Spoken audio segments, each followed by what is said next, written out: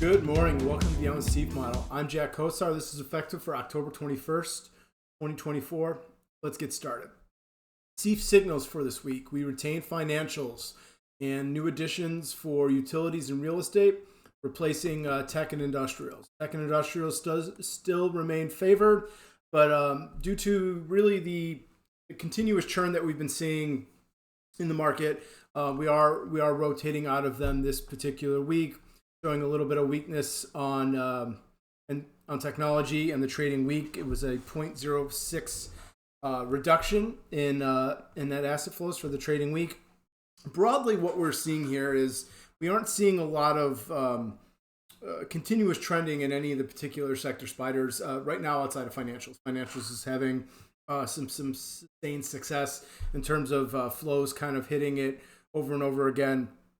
Kind of one of the key things that I was looking at, and I'll touch upon this a little bit more, is I'm going to switch over to our heat map, is looking at the flow percentages going back the last couple of months. And what we're seeing right now is for the last 21 days since October started, we have not had a single day in the market. If you add up all of the AUM for the 11 sector spiders, we don't have a single day where there has been a 1% shift positive or to the negative. And that is relatively rare. You kind of go back through the data. Oftentimes you have one, if not 2 days in a particular week where you have a 1% move up or 1% move down. In extreme days, 2.5% move up or a 2.5% move down. And for the last 21 days, we have not had a single day to the positive or negative with that 1% switch. Now, we don't like to do a lot of forecasting or putting rhyme behind something that doesn't have a reason. But in this case, really feel strongly that due to the upcoming election and the fact that it is such a tight election and the projected outcomes for each candidate's economic plan are so different from each other, we really get the sense that managers are not putting big positions on. They're not leaving themselves exposed, and they're not really building positions either. And we're going to show this a little bit in the technology space. But, normally the way we see SEAF work is you start to accumulate assets on a week-to-week basis where you can see that, the industry at large is building positions in that particular space. With the way money's been flowing in and out, we're not having any big days in terms of inflows or outflows. We're really not building up that same momentum that we would expect to see in a normal market. It really seems that managers don't want to get themselves exposed. They're taking these really little quick hits where, you can see intraday, intra-week, a little bit of outperformance in that particular sector, and then it rolls right back off, or a little bit of underperformance in a particular sector, and then it comes right back on. That's just kind of something that we're seeing. Diving into the numbers a little bit, we only had a 0.5% increase in overall flows for this last week. Like I said, none of the days were particularly strong, and we're still seeing a lot of that positive, negative. We aren't getting a lot of multiple positive days or multiple negative days in a row, which again speaks to we have managers that are participating in this broader market, but they're doing so in a very quick hit way with not a lot of conviction to any one particular sector. Like I said, outside of right now financials, which is showing pretty strong. Financials coming in at a 0.63% increase, which if you watch this video enough, you'll know that a 0.4% increase on a week is a strong inflow. Outside of that, flows relatively close to zero for almost everything else outside of energy with a negative 0.42%. Outflow, and then negative 0.2% outflows for healthcare and communication services directly.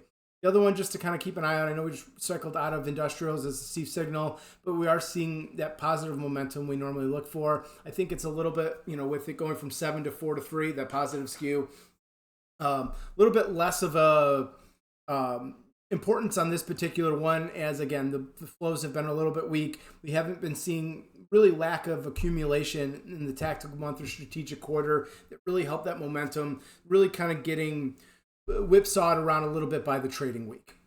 Going into our rainbow charts, starting with financials, we have a little sustained success with financials. 2 weeks in a row, we're really seeing some inflows. As you can see, that is jumped it into the upward favored ranking, which is kind of what we like to see, especially from our leader. We have had that sustained relative outperformance going back for the last couple of weeks, and we are approaching this resistance line in the relative outperformance. But again, flows coming in relatively strong for financials, sitting in upper favored.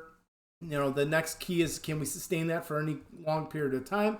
That we don't know, but we are trending in the positive direction. Again, 2 strong weeks in a row from financials, top sector, and it's starting to get that lower score. It's got a score of 6 right now, the best score being 3 with ones across the board. So we're kind of coming into its own as a nice strong SEAF signal.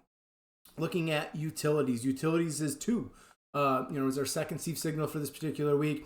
As you can see, we had a bunch of sustained sustained high rankings, which correlated with some relative outperformance in the chart. A little bit of a dip, which could be some profit taking as we're starting to reemerge back to this relative outperformance high that we sustained over the we've had for good trends for the whole year. Again, looking at this hitting into favor, not a super highly ranked. With that 9 from the tactical month driving up the overall score to 12. But, ideally we see, again, some sustained movements into utilities. Hopefully it was just profit taking and we can continue this broader trend that we have on the relative outperformance. Looking at technology. So I mentioned this earlier, money's kind of, especially with technology, which tends to be a little bit faster than some of the other sectors as is. But you can see here, we come up, touch into favored, back down into neutral. Touch into favored, back down into neutral, touch into favored. And we've been more or less sideways going back since August in the relative outperformance for technology. Again, we're not seeing any kind of sustained trends in terms of money flowing in. This money has been moving. It's not very sticky. We get these little bouts of relative outperformance, and then we retract. Little bouts of relative outperformance, and then we retract.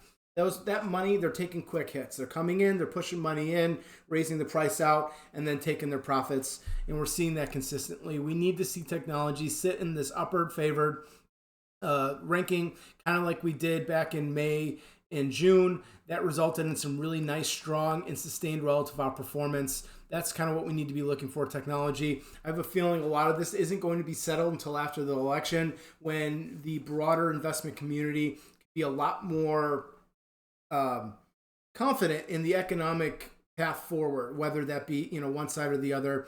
We're apolitical here at Asbury Research, but just looking at this situation that we're in, we're coming into an election. Managers are a little bit spooked because they don't know which way the economy is going to go, and it's really dependent on which candidate wins.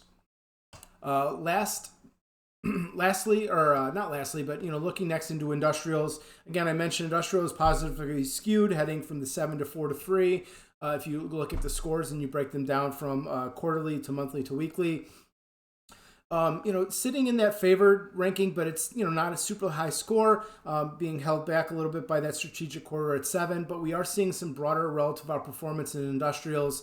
Ideally, we can get this ranking up a little bit higher and really kind of get a sustained move here. But overall, industrials is favored.